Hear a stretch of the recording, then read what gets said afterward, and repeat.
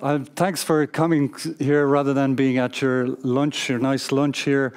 But yeah, I think this is a very interesting topic. Entrepreneurship in universities. Should entrepreneurship be a subject in universities? Should it be something that universities engage with at all? I think it's a question that needs to be asked. Personally, I believe that it should be, but we really want to get a discussion going and talk about the pitfalls and the benefits of doing it. So briefly to discuss, we'll introduce ourselves here, but we want, a panel can be quite boring, so we want to make it interesting. Just to be introduced, Trinity College, if you're not from Ireland, it's the #1 university in Ireland. One particular thing that's relevant to this conversation is that there is an organization in Seattle called PitchBook that gather together all the data of investment transactions around the world. They employ 200 people who trawl through every investment filing, all press releases of private equity or venture capital investments. And one of the data parameters that they capture is when a co-founder raises money, what university, if any, did they go to? And they rank universities by the number of entrepreneurs and the amount of money raised. And it turns out that obviously MIT is #1, Stanford is #2, but a few years ago, we went down through the list and we saw that the top university in Europe for producing entrepreneurs is in fact Trinity College Dublin. Oxford was second, Imperial College was third, and it's not one of these, universities are big into these rankings where they have subjective questions. How do you feel about this university? This is really quantitative data where in the last 10 years, Trinity College has produced 220 entrepreneurs who raised 2.1 billion in private equity or VC. So it's an interesting statistic. It's not something that we've done in Trinity per se to make it happen. It's just happened naturally over the last 2 years. But now we're working more to increase those numbers. So let me introduce the panel, and they can say where they come from. I've spoken too much already. So we'll just go around quickly, and we won't bore you, but how the way when people introduce a panel, it's always how great they are and how fantastic they are. I'm certainly not going to do that, and I hope the others aren't. Apparently, though, Trinity's #1. Yeah. Oh yeah, but I just did that. Yeah. I went to Trinity. My name's Lesley Tully, and I'm head of design thinking for Bank of Ireland, and I'm ex-Trinity. I didn't go to Trinity. My name is Johnny Ryan. I work at a company called Pagefair, and I used to run a unit in UCD, which is Ireland's #1 university, by the way, that was called the Innovation Academy. Good. My name is Cian Ó Cuilleanáin. I'm managing director of a product design studio called Bailey Labs in Dublin. I'm a very proud UCD graduate. And yeah, that's it. Yeah, I actually didn't go to Trinity either. So, but I mean, there is an Irish focus on this. This is just the nature of it. But we're very active in Europe as well. So the key question to get the ball rolling, and please step in. We want to get people talking about this. It's not about us talking about it. But the key question is, I will put to Lesley first. Is do you think there should be? Does entrepreneurship have a role in universities? Trinity is a 425-year-old institution, as an example. Should we be teaching entrepreneurship, or should we be supporting students who want to be entrepreneurs, or should we be supporting researchers who want to be entrepreneurs? Okay, so quite a broad question and quite an academic question. So to answer just plainly, should a university or third-level institution support entrepreneurship? I think yes. I'm somewhere on the fence because I think, from my experience, education and entrepreneurship are sort of diametrically opposed. I mean, you could kind of make the analogy of hunting and farming. Education, is quite contemplative. It's a process. It involves deep thought, where in some cases entrepreneurship is very much about the bottom line. It's very commercial. It's not to say one is better or worse than the other. I think one of the challenges in the college environment is with the drive for entrepreneurship. I think the wider question is around the commercialism of universities. And it's interesting, Trinity, as old as it is, and with some of the finances that it is dealing with, it has a requirement to make things more commercial. And on the opposite side of it, you see what's happened in America, where fees for colleges are absolutely immoral. I have friends who went to art schools in New York, really good art schools, and they took on debt of 150 grand. There's no visual art student in the world who's ever going to make that back. But the college gets great fees, they get great lectures, they get the ranking that they're looking for, and they have this drive for business. But, not everybody's an entrepreneur, so I'm not sure, is it something that should be pushed as a very forthright agenda? So let me not answer that question and answer the question I want to answer, which is, why do universities exist? What are they for? What's the idea of a university? And I'll go back to an answer that's over a century old. And it was given to us by a very unusual and interesting chap called John Henry Newman, who founded the predecessor of the university where I occasionally lecture. So Newman was a very unusual individual. He crossed the aisle in several respects. He transitioned from being a Protestant cleric to being a Catholic. There's a theory that he has been buried alongside his male lover. So he was an unusual figure for an England of a completely different era. And when he wrote with this beautiful flowing prose sometimes. And he wrote a book called The Idea of a University. And in it, he describes what a university is for. Universities shape minds. That's what they do. Now, if you're going to have a functioning society, you need to have a certain set of ways of thinking about the world.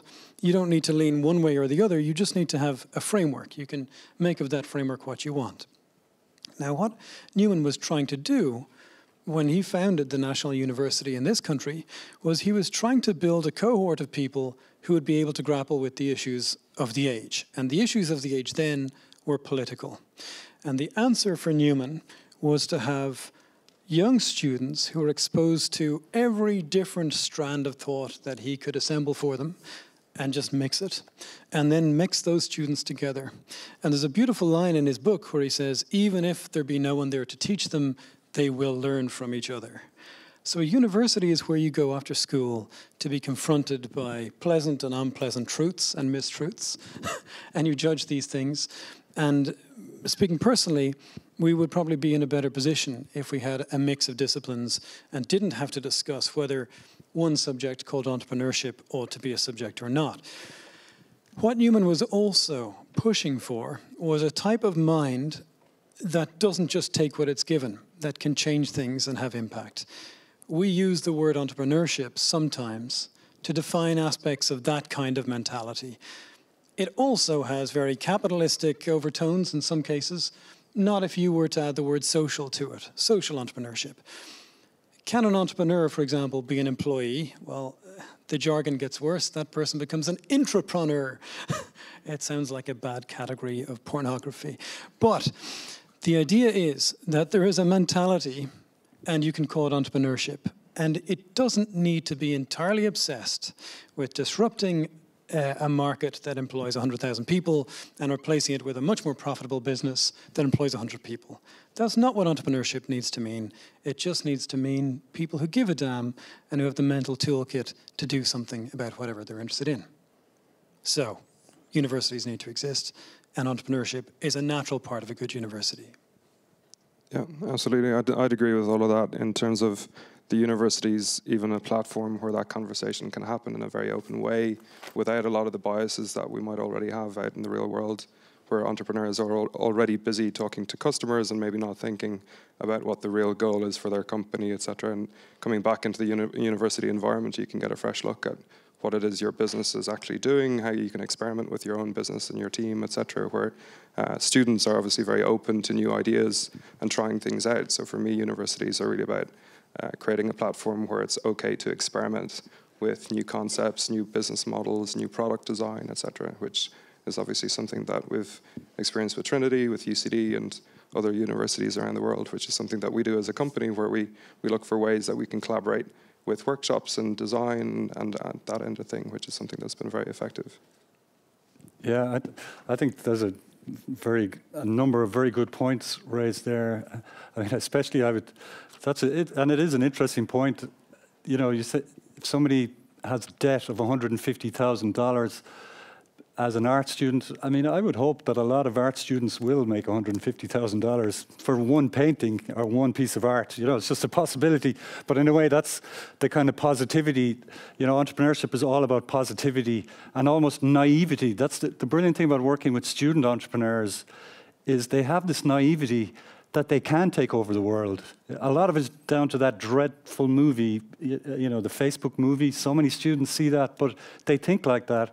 And, you know, it's brilliant. And they tackle hard problems that academic research have been looking at for years. But they don't know. You know, we had a student this year that's looking at the problem of clothes sizing is a huge problem for online clothes when you buy online.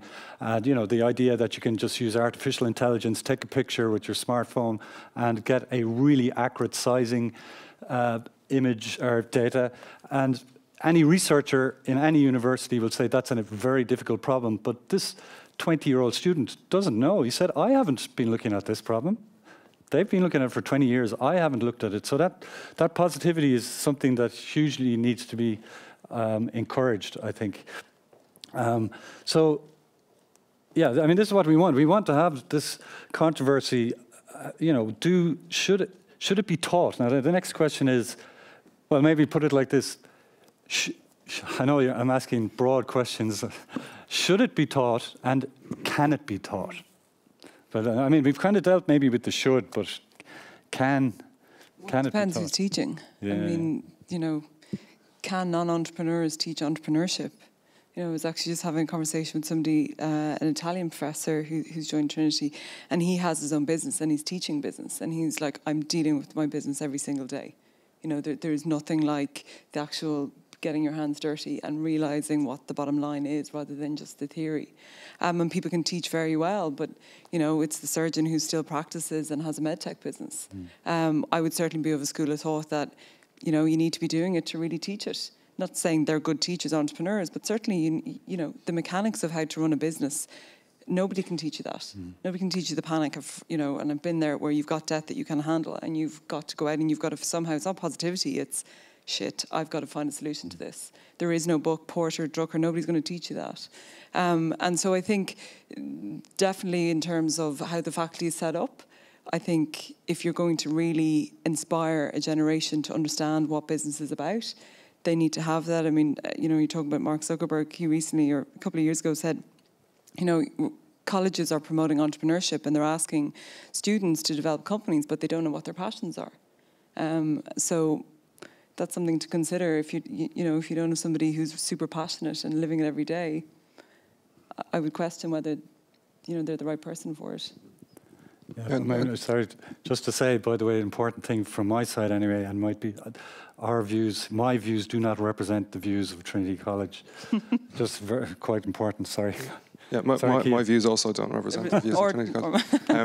Yeah, I think something that's worth thinking about with the universities is that there's a lot of core skills that you need, whether you follow the entrepreneurial route or corporate route, or you take a job in government or NGOs or anything else, that are very fundamental, that university is a place to start experimenting with those skill sets and learning them, and maybe trying out a startup idea is one way for you to do that, but it's an option rather than an obligation. So we worked with a group of students that originally the idea that their professor proposed was that we would coach them on how to pitch investors, and I asked why that should be the goal of the workshop, whether or not they had kind of revenue generating companies themselves already, and that they're at the position of being able to pitch investors. And he said, well, that's the number one thing that they were looking for. And we push back on that, because we don't think it's healthy to be thinking that investment is the number one thing that you need for your company to succeed. In our book, it's all about having a good product. So we turned the workshop around, and the workshop became product focused and also focused on coaching the students on how to tell an effective story, which to me, whether you end up in a startup or you run a startup or you're in any other company or organization, once you finish college, I think that the core skill set of being able to tell an effective story and design a good product are really fundamental, right, to whatever you want to see succeed. And that's something that universities can do very well, which it was not necessarily something that I learned in my undergrad, but it's something that I've worked on over the years with other universities. So. Let me tackle that question. Should this stuff be taught by people like you or anyone else in any university? I don't. I wouldn't even. I would take that. Or I don't teach entrepreneurship. Okay, or facilitate it. It's an important point, actually. But. So as you know, I was pushing for that to happen in Trinity, right? The idea of Lunchbox is something I was pushing for, and there are certainly many positives to everything you're describing, where you have an incubator in a university, and it forces students to think about commercializing ideas. But there's another very useful thing that universities can produce, and that is useless ideas, because very often they end up becoming very useful. So if you were to force the majority of people in a university campus to think about ideas as products that must be applied, you would not have most of the physical sciences. You wouldn't have most of philosophy. You wouldn't have most of the things that make civilization work. So you need to have maybe some little carve-out of mental space for the application and entrepreneurship idea. But there is a core to the university experience that probably needs to be protected. I know this sounds sacrilegious, but probably needs to be protected from the idea of a marketplace of ideas, outside of argument. A marketplace of ideas where there is a commercial value. And we run the risk, with all of the funding pressures that you're talking about, Lesley, we run the risk where universities have to find new ways to make cash. And they're not all as savory as they might be. And one of the least savory would be if students eventually are supposed to somehow make back their tuition in a kind of a venture capital, pays for it, Hunger Games style, a reality TV show incubator on campus. I have to say that's the kind of thing that I would have proposed 10 years ago. And people would have loved that idea. So you could kill the university if you take on-campus incubation to its extreme. Oh, yeah, no, it definitely shouldn't take it to the extreme. And the key thing is, I don't think that every student should even look at entrepreneurship. Maybe it's only 5%, maybe it's 2%, whatever the figure is. But if they have that inclination, we should make them aware of the possibilities, and we should support them if they're interested.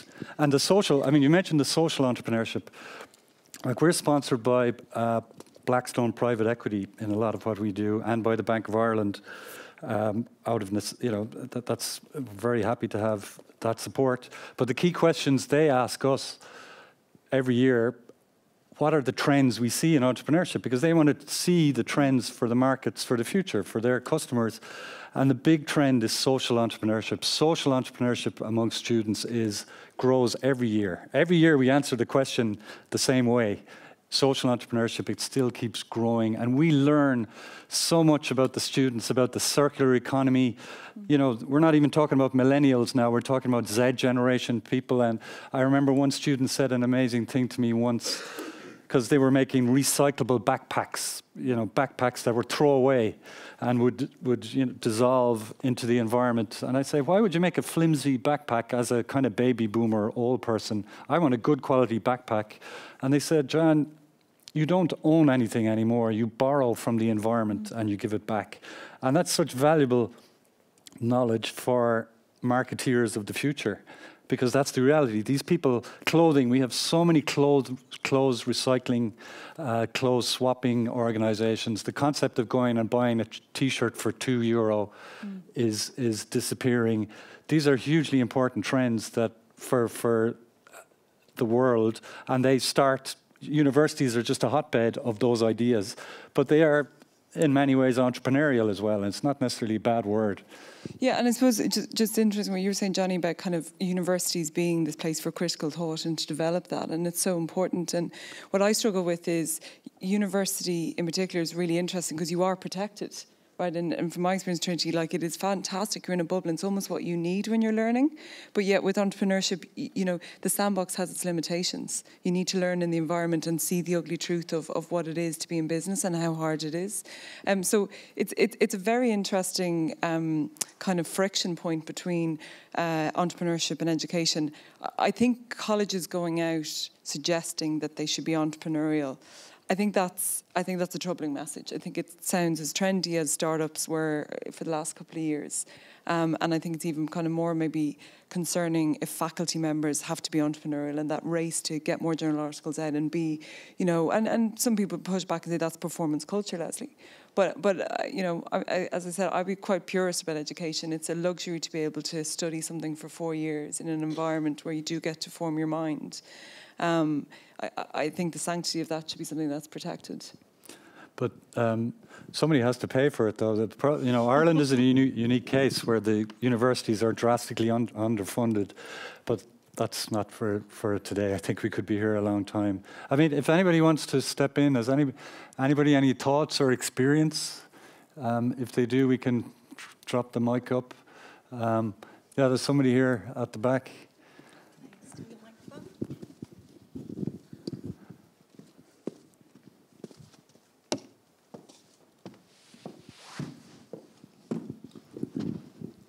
Thanks.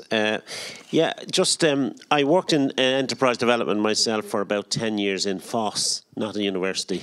But we had a situation where anybody could walk in off the street with an invention or an idea and they would get help.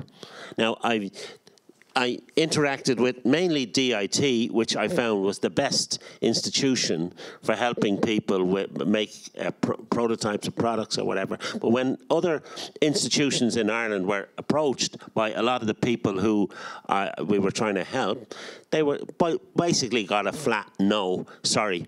And I found that the Irish universities at that time, this was in the 80s and 90s, were very elitist in their approach to this sort of anybody wanted to make. A lot of the time we were making what you would call socially useful products. And and a matter of fact, one guy who's now a very successful businessman, we were helping him develop prototypes, and he needed to buy some stainless steel worth $3,000 for a contract that he got. And he was refused by Bank of Ireland because he lived in rented accommodation. And eventually, in fact, a security man who worked with us, who wasn't even working for Foss, he got to know the people involved, and he went guarantor for his money. He said, I know you're going to be a success, and went guarantor and eventually got the money. But the Bank of Ireland refused him. 3,000, and he's since got over that.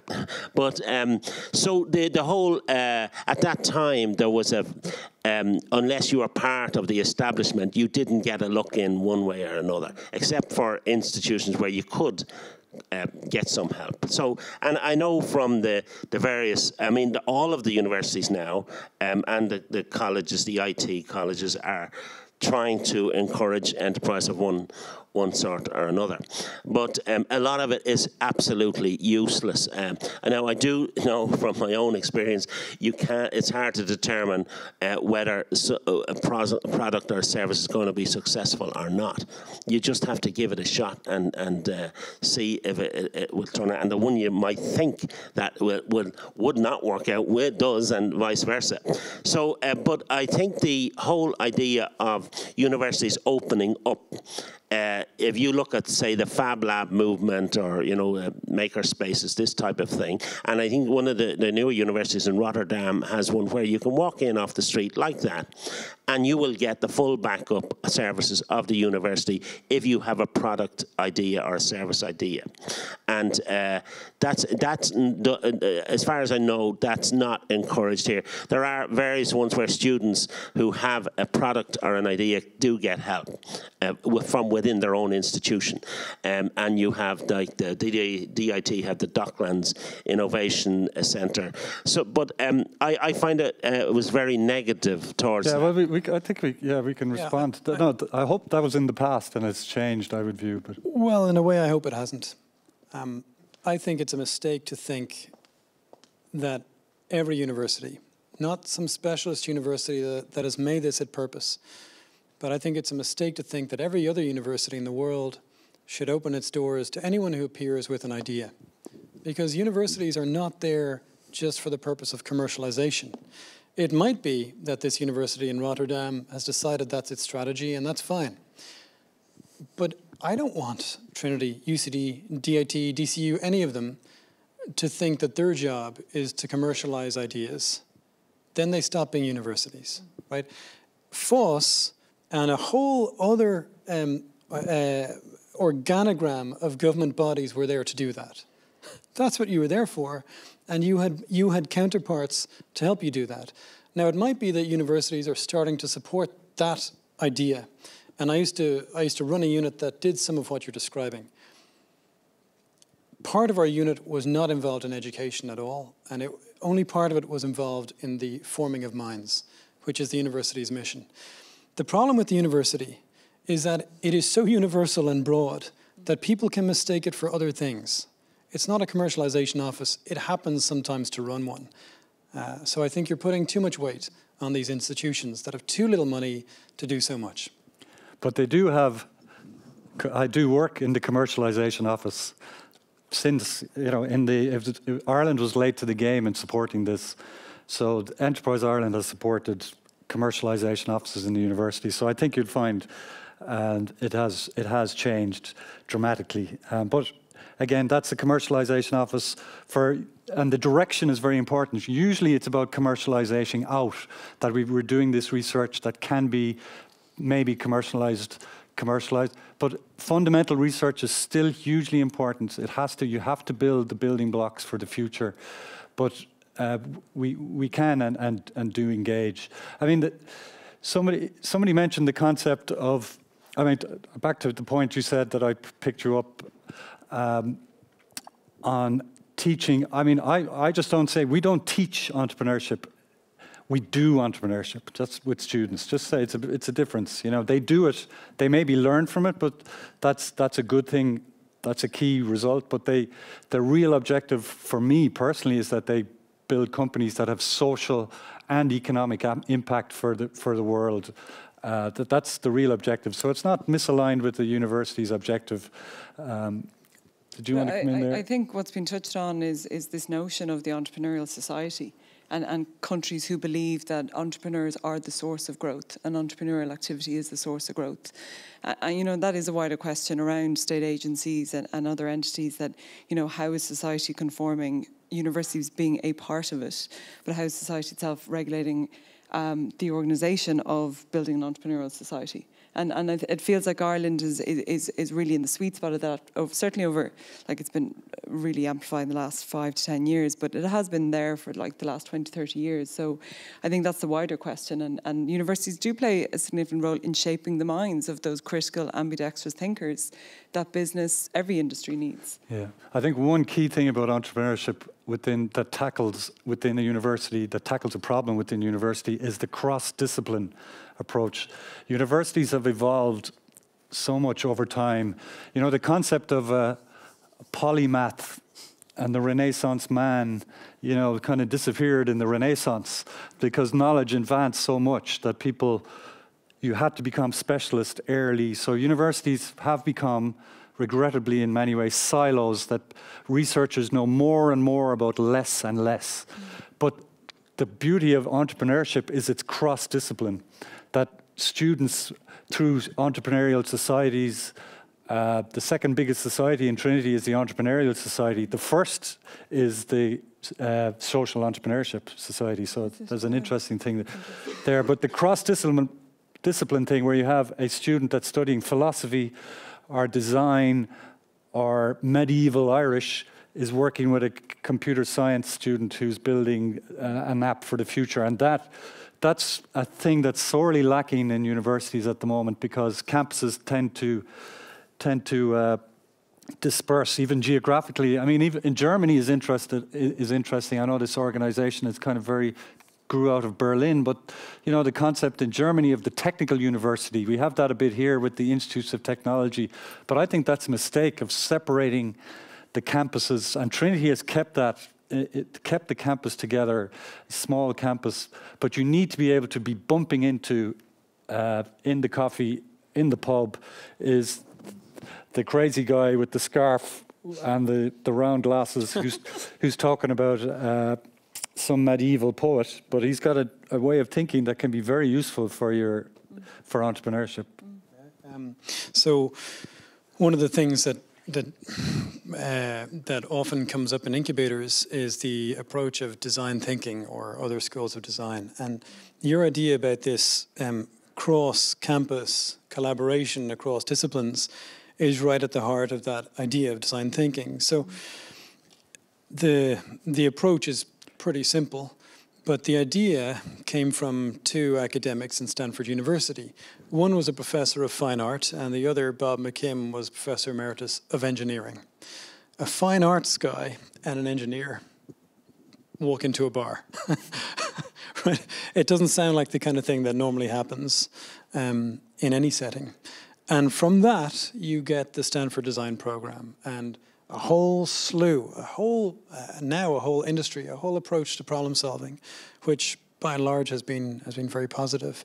And that brings me back to the John Henry Newman stuff, the idea that education requires this blend, a blend of people of all backgrounds and a blend of disciplines. I was at UCD for my undergrad, and for my postgrad and PhD, I went to the University of Cambridge. And my supervisor was a very interesting chap. He was the official historian to MI5, so really interesting guy, really important guy. He was president of a college called Corpus Christi. And when I was waiting to go into his rooms for my weekly or bi-weekly tutorial with him, someone would come out wearing just a towel of the adjacent room, because that's the shower for the bedroom of the student next door. So you've got this incredibly senior professor, student bathroom, student stairs, student, some other tutorial happening. The college, which had been around, that building had existed for hundreds of years, was a warren.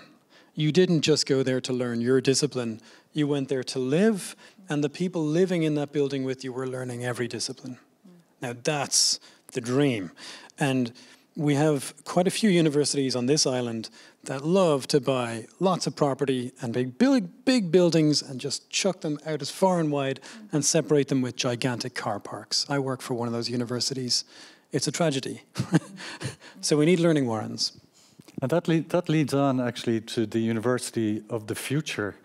And again, the audience, I would encourage people to contribute to this, but I would ask the question, maybe Cian, what will the university, I mean, you're involved with the Space University, which is an interesting concept. Maybe you could explain. But the question is for everybody, what in 10 years' time, I think universities are hugely under threat with technology and possibilities of education online. So could you tell us about what the Space University is doing? Sure. So the International Space University, or ISU for short, is a community, number one, of space professionals and space graduates spread all over the world.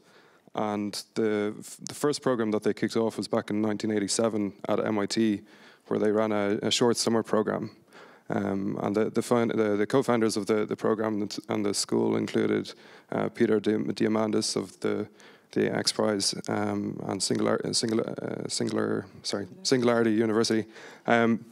So I guess the concept that they had was all about putting an international group together that are of different backgrounds and different disciplines, like Johnny mentioned, and squaring it off against a given topic, which was looking at the space industry globally and how that industry could change and evolve over time. And that's basically what they've successfully done with that university. So it's got a summer program that moves around the world. It came to Ireland this year for the first time, and it's the summer program itself is very fast paced. Everybody's co-located, co-living, etc., and you get that social bond between the group. But it's not only is it the bond between the cultures and different internationalities, but it's also the bond between the faculty as well, and the faculty and the students. And you can really see a difference between how that course is structured and how that course is run, in terms of how the faculty really care about the outcome for the students, which is kind of opening their minds to taking law students and kind of getting them inspired about engineering, or engineering students and inspiring them about what can be done if a project is funded properly, right? Instead of teaching engineers how to fund projects, which was ultimately the outcome for me, where I went in an engineering student and I came out the other end with an interest in business, which I didn't really have on the way in. So they said, look, you're a great engineer, but what the world really needs is engineers that can communicate the value of a project to the people that will fund and help that project happen from a finance perspective. So that became a lot of the focus for me. And it also, I guess it's easy looking back now, kind of 15 years later, which kind of gives my age away a little bit, but the path that my career has followed has very much been a function of that interdisciplinary approach, which was kind of naturally fed to us as students, rather than kind of being force-fed. So it's more like they just created the environment for that to happen.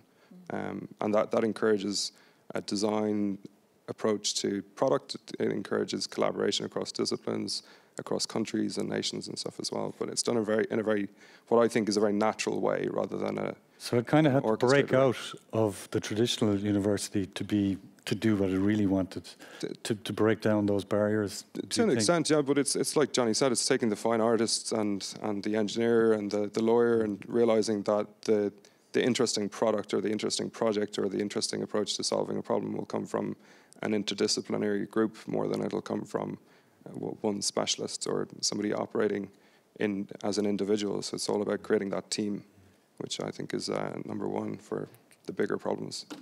What do you think, Lesley, about the future? And again, if anybody... The future. I think there's two answers. One, I think the future of education, what's going to happen is really interesting in terms of virtual learning and MOOCs. Nobody has cracked it yet, right? The attrition rate online is horrendous. So nobody's cracked actually how do people learn in a non-traditional way. And it sounds interesting what Space University is doing. So it'll be fascinating just to see when you no longer need to be in a classroom. You know, you can learn everywhere, which you can, but when that's really widespread, that'll be really interesting. There's no question. I went to art school, the cross-collaboration, the fact that you're working with people with very, very different disciplines. You know, you could see, and one of the case studies in innovation they teach is West Side Story as a classic, really good example of innovation, because there was such diversity. You had art directors who had a very specific vision, but they're from a very different background to the dancers and the actors, etc. So what we're seeing, I think, in industry, in the financial industry, is actually, you know, what that diversity is really bringing to bear some amazing growth. Like, so for instance, the Bank of Ireland, and you learned a couple of months ago, there's 140 new job titles that didn't exist. So somebody like me who has a business background but went to art school, did innovation, no finance background. There's people who have come from the humanities, etc. And you know that collaboration is just, it's all important if we want to innovate and drive growth through innovation. So yeah, I mean, design is the answer, I think. I mean, I think a very interesting example is about how extreme, you know, if you really step to the future, it's already happening. The future is here. In Paris, a successful entrepreneur, guy who formed an ISP that sold it for hundreds of millions. He has set up, I don't know if you've heard, École 42, and it's the teacherless university, and it's for teaching coding. I was reading about it. I think it's very interesting, and he's very deliberately controversial, but there are no teachers. And the success rate if you measure success like this, which is another point, the success rate is that 80% of the students get a job before they complete the course, and 100% get a job on completion. And it's peer-to-peer learning. It's all done. They're given tasks to do every morning, and they're corrected by their peers. The coursework is corrected by their peers, and there's a whole point system. It's gamified. But he talks about unlearning, and unlearning is a very interesting point. There's an initiative in Trinity called the Walton Club, which brings in, again, supported by Bank of Ireland, heavily, it brings in secondary school students, 14 to 16-year-olds, and to learn about science, engineering, and maths. It's focused on that area. And they have to unlearn. I was talking to Arlene, who runs it, and said the first thing these students have to do is they have to unlearn what they've been taught in school. So the unlearning of traditional education for entrepreneurship is interesting. I know, Johnny, you're going to disagree with me, which is good. Well, no, I'm going to say you're quoting Yoda.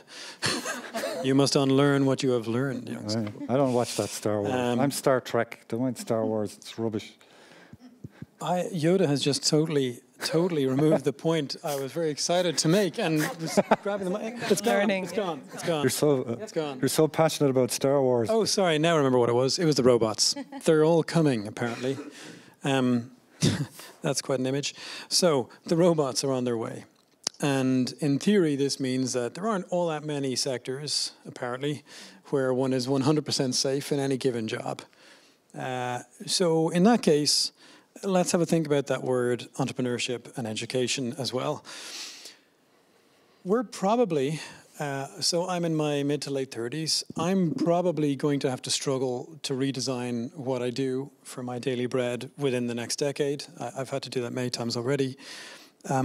But definitely within 20, 30 years, apparently, if I'm to believe the prognostications of the kind of people who are quoted in The Economist, I'm going to have to redesign what I can claim I can do. So we're all going to be entrepreneurs, and we're all going to be obsessed with how we figure out how to make a little bit of profit. And here's the question. If we were just trained in our own segments or our own disciplines, and we were just educated just in those disciplines and weren't given any inkling about entrepreneurship, I think we'd probably be a little bit less well prepared for this disruptive future. So, as individuals, we need to be entrepreneurs. I mean, yeah. I'm looking for other hands as well, but I would have a comment or a question myself, if that's okay. I'm really glad that you put this last point up because it's been on my mind during the course of your discussion. And I just wanted to share a little bit of a reflection, but also the end question to this reflection is going to be, why aren't we all going to be artists and philosophers? Why do we all need to be entrepreneurs if our jobs are going to be taken away by robots? So I was trying to think about how to give this point without sounding like a bitter old person, but when I went to university in Germany, my studies was not yet, it was before the time that we adapted to the bachelor and master course system. So I had a diploma course study, it was called then, and I studied humanities, so political sciences, but the diploma course was designed so that we would have time to venture and explore all different kinds of topics, economy, philosophy, and we would have to go to these other faculties to have course credits in different disciplines, basically, and unite this all in one political studies diploma, basically.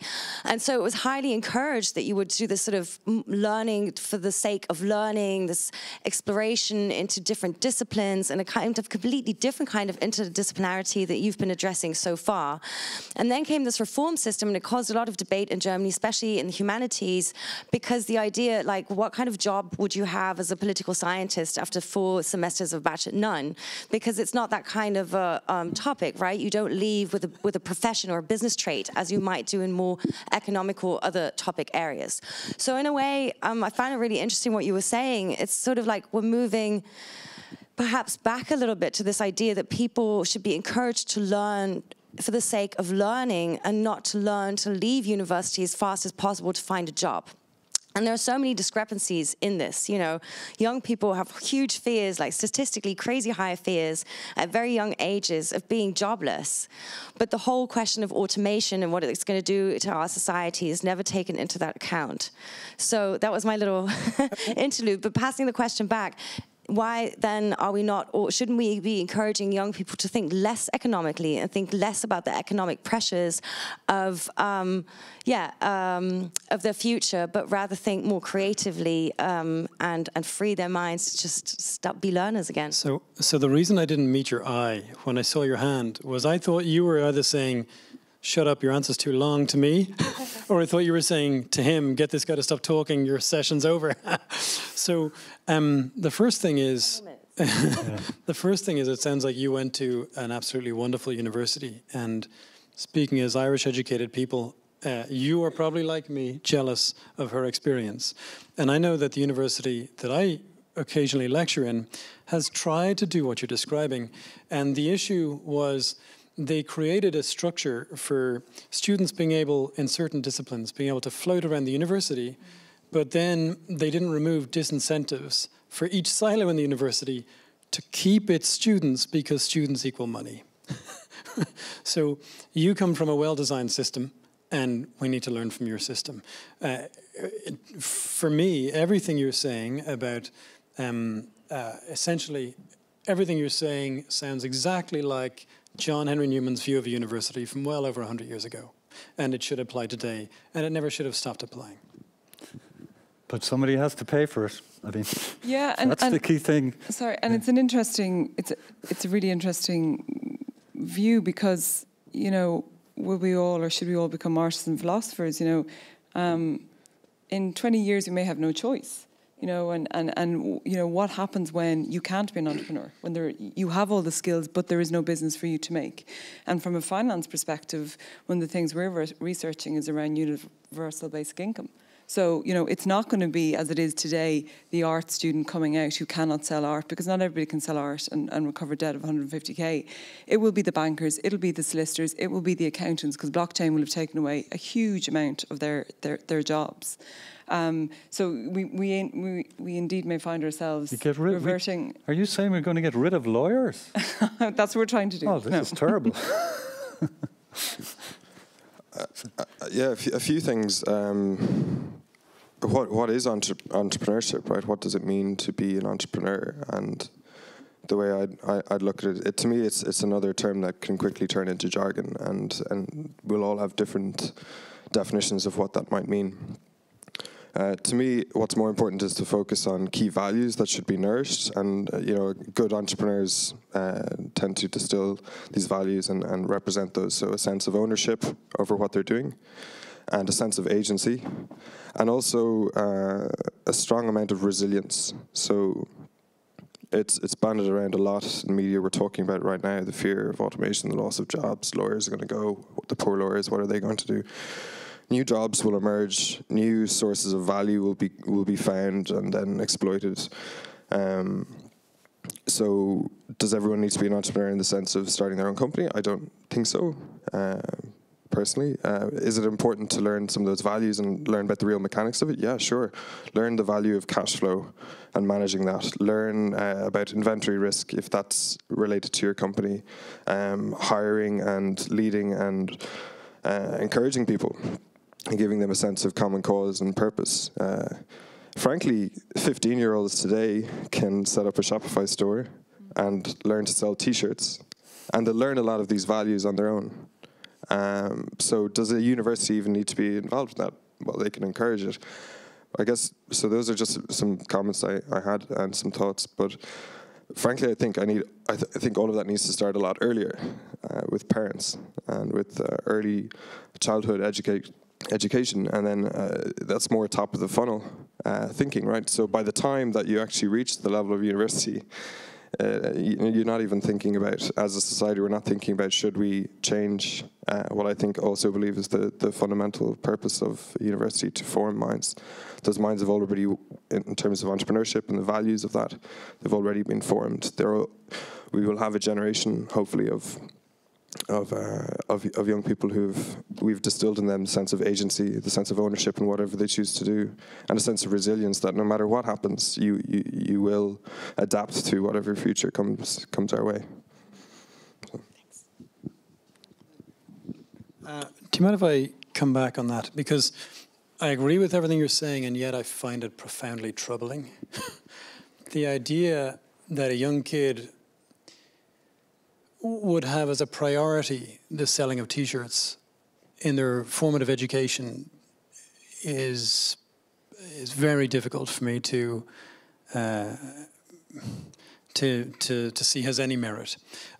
I accept the traits and characteristics you're describing, and that maybe the selling of a t-shirt, and I know that's just one example, is one way of inculcating those traits. And those traits are good, and therefore the method may be good as well. But we're not also at the same time having a discussion about why don't young kids get taught civics and how society works? There's loads of stuff to teach kids. Today we're talking about entrepreneurship. I just widen the lens slightly, because if we're going to start teaching kids how to sell t-shirts, there's a whole lot of other stuff to teach them as well. And they certainly shouldn't learn how to sell t-shirts first before they learn all of the other much more important stuff. I'm trying to, on the one hand, accept what you're saying, and on the other, step back a bit from the cultural weight that we're giving to, venture-backed profit making, which is in vogue now and might not be in 20 years. Agreed. I'm not keen on t-shirts, but I think we've migrated from the old story of my first job was selling lemonade on the street, which was a very respectable kind of brick and mortar approach to entrepreneurship at an early age, to, I guess, just recognizing that now we can vault onto the web and set up a t-shirt business on Shopify, which is just a reflection of where things have kind of been and come. But definitely, I think, going back to the original point, which is it's all about forming minds, right? So that's what universities should do. And I feel like every time I go back to the universities, whether to work in a workshop or whatever, I feel that sense of kind of freedom to experiment with ideas and everything else. And the universities are encouraging us to do that. And we're long out of the system. But I guess in their own way, they're encouraging us to kind of dip back in a little bit. Johnny, if I knew you were such a romantic, I wouldn't have.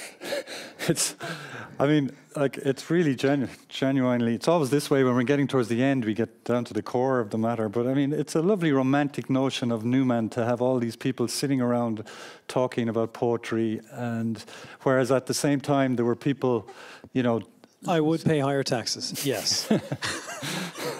We're not going there, right? We're not going to politicize it, but it's this. There is a bit of this anti-commerce feeling about entrepreneurship, that a child selling T-shirts at 15 is kind of somehow dirty, greasy fingers in the till, and I think we have to get away from that. And be open, be more open. Sorry, there's another question. A couple more points. There were some studies done, again, this relationship of the job to the, your studies in the university. And I think it comes back to the cost. And it is very nice to sit at the bar and talk about poetry or whatever, if you have the money to buy the drink. But you must get that. But I don't think there are many economics people, and we know in the art and cultural fields, it's underfunded a lot. And unless people are going to pay into whatever to see, or it won't happen. So, so the economy is based on the normal commercial stuff that we're talking about. And the studies that have been done by Professor Ewart Keep in the UK, who's an advisor to the British government and on manpower services, and Dr. Brian Fields here in Ireland, show that 40% of all graduates are working at work that are totally unconnected to anything to do with their studies. So you have to ask, what is the cost of that? Should we keep? And in that sense, the universities are massive, costly institutions. And Professor Neil Gershenfeld, who started the Fab Lab movement in MIT, says a university now the size of MIT could be 1/4 of the physical size because of the new technologies of online learning, etc., and learning in other ways and other formats. So there's no doubt it's going to change one way or another. But I would say that the whole area of social entrepreneurship, I would agree, is the coming thing, because we're reaching a stage now with the, as everybody knows, with the Earth's resources, we're reaching what the new head of IKEA calls peak stuff. We just have too many things and materials and stuff. So the ideas in social entrepreneurship that have to be brought about to make society somewhat sane and give people a rounded education to be full human beings is going to be more important. And it means that you're not going to have the growth. It'd be impossible to have the growth that we're having there, and all banks and commercial activities is geared towards growth. There's a new movement in Europe now called the degrowth movement, which is looking at how do we wind down and wind back our use of resources, and it takes into account what you mentioned, the circular economy. These are the areas that are going to be important in the future, and not a lot of what's going on now in universities. Thank you. May I? Sorry, I keep grabbing the mic. So, what's the cost of having someone who is trained in one area working in another? The cost is probably zero or positive. It's not a cost. That's 40,000 a year. No. You had your crack at it, okay? So let me come back to you. And if you want to throw it back, fine. I'm a historian. I trained as a historian. I do not today work in history. Right? Do I provide value to my business? Well, it seems that I do. And the areas that I currently focus on, it happens, turn out to be policy more often than not. Now, I wouldn't be taking the take that I'm taking, funny sentence, if I didn't have the training that I have. But there was no foreseeable way to know that the training I have would be useful to the job that I have. It wasn't possible. When I was applying for my degree, at that time, the degrees that were in vogue were commerce, if I recall. Commerce International, I think, had very, very high points.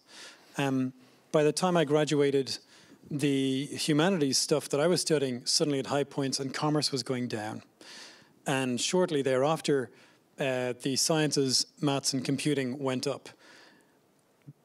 You know, trying to figure out what the market needs today and training people for that need today is like buying, if you're a fashionista, is like filling your wardrobe based on what's in pennies right now. But one thing you know for sure is that pennies will have a totally different style 2 years from now. It's incontrovertible. And all you need to do is take a look at the real market that I think it's worth researching, and that is the market of CAO figures. People never know what to get educated in when they go into college. And colleges fail them by giving them siloed choices. And what we need is something broader and less specific, with maybe application where necessary later. Feel free to come back. Yeah, I think we've come to the end. Again, thanks to everybody for staying during lunchtime. And I just want to thank again. I mean, there's lots of food for thought here, and you know, we could go on for a long time to discuss the future, but it's good to talk about it at least. And so I'd like to thank Cian, Johnny, and Lesley, and for Republica for hosting us. So thanks very much indeed. No, thanks very much to and all the of audience you for being contributing. Here today. That was the most important thing. Let's have another big round of applause for the panel. Thanks very much.